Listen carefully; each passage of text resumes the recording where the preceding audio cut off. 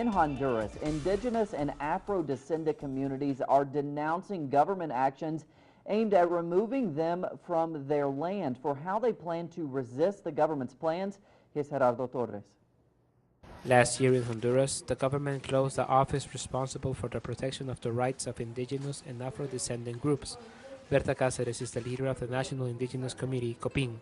She believes that there is a political and economic intention behind the state's action to deny these groups their rights. We saw it in Rio Blanco with the Lenca people, and also in the case of the Garifunas. The Honduran government denies their existence. It's the equivalent of killing indigenous and black communities.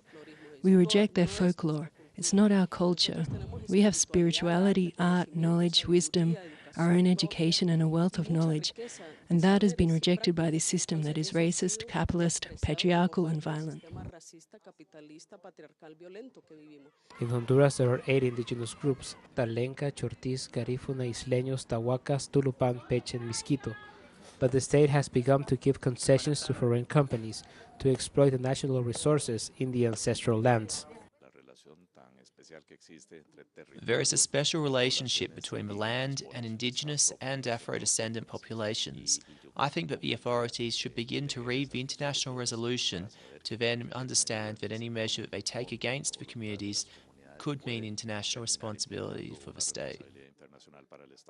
Thompson was invited to Honduras by the Center for the Investigation and Protection of Human Rights, CIPRODE, that has begun to work with the indigenous and afro-descendant communities to help them in the protection of the land that ancestrally has always been theirs.